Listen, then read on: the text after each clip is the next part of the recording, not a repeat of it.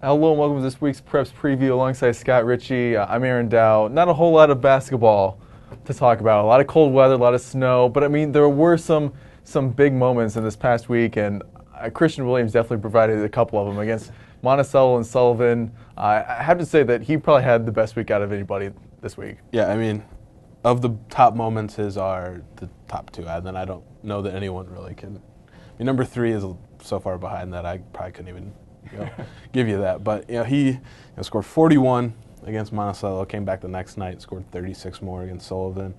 I mean, that's the best 2-game stretch of anyone in the area this year, and probably puts him best 2-game stretch of anyone maybe in the state. I mean, he outside of maybe Cliff Alexander, Jaleel Okafor, who are kind of at this level where Christian's here, which is still really good, but not Cliff or Jaleel.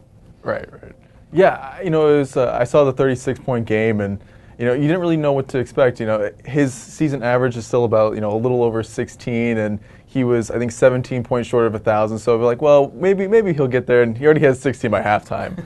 And it really didn't feel like he was taking a whole lot of shots in the half court. I mean, there was a lot of transition buckets that he had. He stole a couple times and got baskets out of that as well, and really just looked effortless out there, and had Derek Stain, who's 6'3", a pretty long, lanky guy in his own right, and Christian was still able to kind of finesse his way and able to get separation from just a couple dribbles and kind of taking a quick jumper at the top of the key.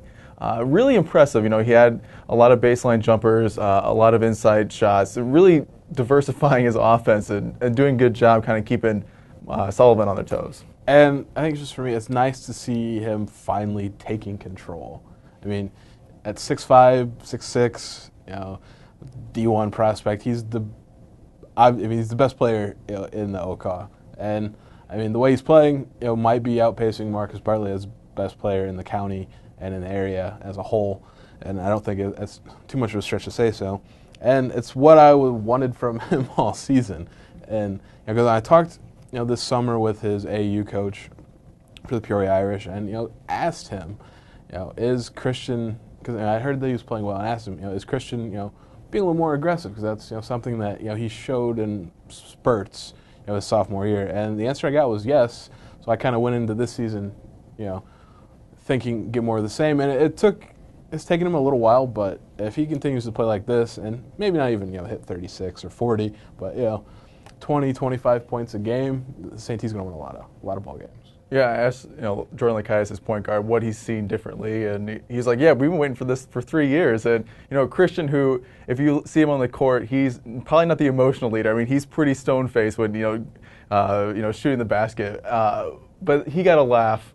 Hearing Lakaitis say that they've been waiting for 3 years, and broke a little bit. But I think his team is starting to like it. I think it helps them play in rhythm a little bit more, and he's been able to take control. I think that's just kind of, even though he is taking a whole lot of shots, I think his team doesn't mind seeing him take those shots, and it's working well. I mean, they're one of the best teams in the area right now, and St. T is looking pretty good in the weeks leading up to the OCA tournament. Yeah, and winning takes care of a lot of small issues. I mean, they're 16-2 right now, and probably just in the best spot they could be in at this moment with the OCA tournament coming up, and regionals really not that far around the corner. And on the other side for the OCA girls, their tournaments, we're right in the middle of that right now. You kind of have your top 4. Monticello did get the upset. They beat, they were number 5, and they beat the number 4 seed Moreau Forsyth, and the other 3 seeds all moved on.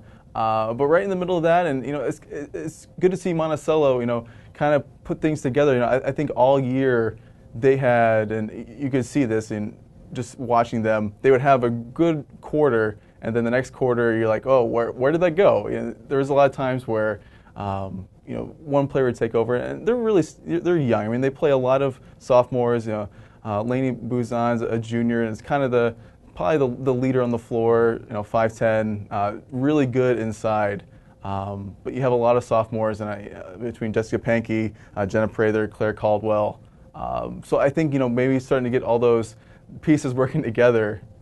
Maybe they'll make a little bit of a run here. Should be interesting to see. And it just makes it a little more interesting. I mean, if Maroa wins, it's Maroa A&M take 3, and just Monticello crashing the party, and with Buzan, and they also have a couple other post players that could give A&M a little trouble. A&M doesn't have a lot of size, but they're playing some of the best basketball in the area girls-wise right now. So it should be an interesting matchup. And then you got Clinton Sullivan in the other semifinal, and that's the third go-around, the rubber game between those two. So at this point, anything I think could happen with those two teams.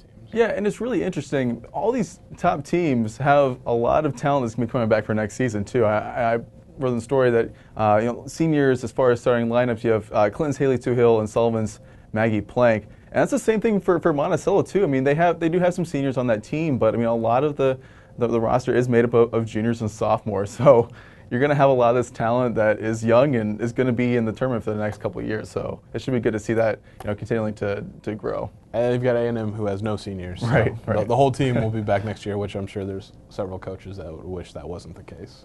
All right, so we're going to bring back our top 5 for this week. We took, I think, a week off, but coming back strong, top 5. Scott, and top 5. I just kind of went first instinct on this. Start with number 5. I have Arthur Lovington. They're 12-2. They have a 3-point loss to St. Teresa earlier this year, an overtime loss to Cerro Gordo Wilmette. So, and I'd still would like them to win a game like that. I mean, they beat Meridian earlier in the year, which is a good win against an OCOT team that just upset Warrensburg Latham. But I'm looking for a little more, for them to move up in my top 5. At 4, I'm kind of going with what have you done for me lately, and Cerro Gordo Wilmette. They've won 8 in a row. They beat Arthur and what turned out to be a great overtime win for them. They're on a roll right now. With the 8 wins, they've got the Little Oka Valley Conference tournament coming up where could see Arthur again and possibly in a championship game, barring any upsets. So it should be interesting to see how they finish out the year.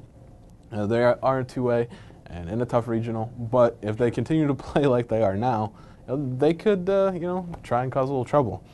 At 3, again, a little what have you done for me lately, is MacArthur. I think they're back in my top 5 for the first time in, maybe the whole year.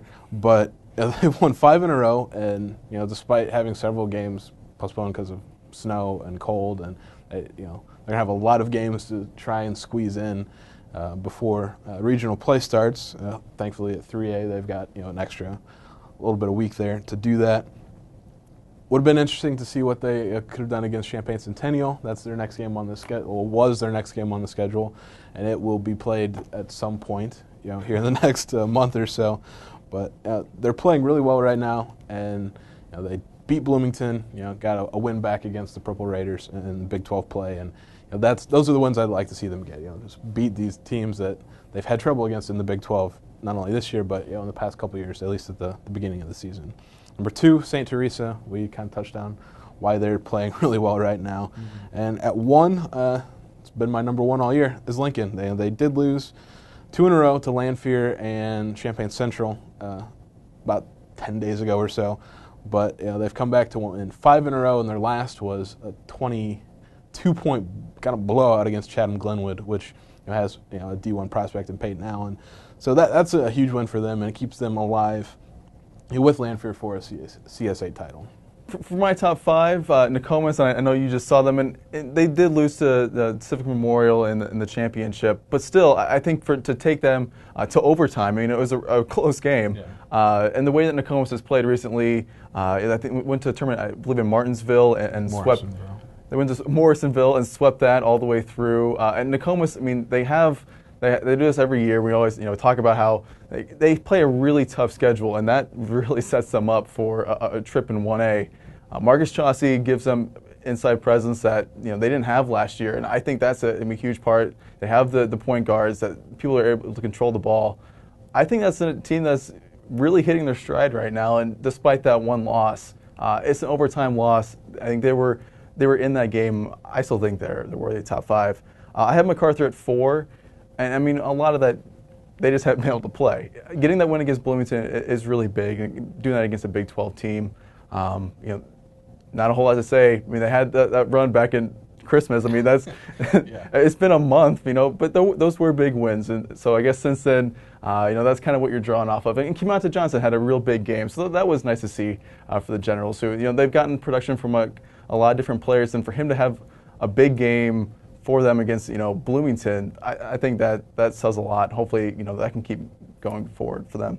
And then Newton at 3, they're still playing as well as anybody. They just beat Casey a second time. The regional looked really tough for them being T-Town, which is out of my top 5 for the first time since I don't know when. It really struggled lately. But between Newton, T-Town, and Casey, Newton's suddenly looking like, they're probably the favorite in the regional right now. I mean, you can't ever discount, Casey or T-Town, but the way that things have shaped up this season, Newton has kind of put themselves in that driver's seat as far as that regional goes.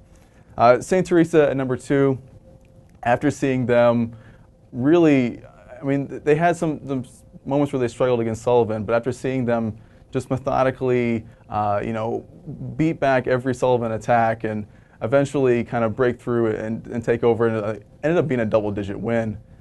The way that Christian Williams is playing right now, they have other options on that team that can score and do score. I think there's so many components to that team, and when you have someone like Christian Williams who can be your rock, and if you're in a tough place and you need instant offense, he can be there. That is a huge thing, especially in 2A. And then number 1, same as Scott, it's got to be Lincoln. They had a couple tough games, but Lincoln's still Lincoln. They know what they want to do, and really that loss against Lanphier still kind of played the way that Lincoln wanted to play, so they can show that they can control games even against a team like Lanphier. Really impressed with Lincoln still, even with a couple losses to Central and Lanphier, but still they got to be number 1.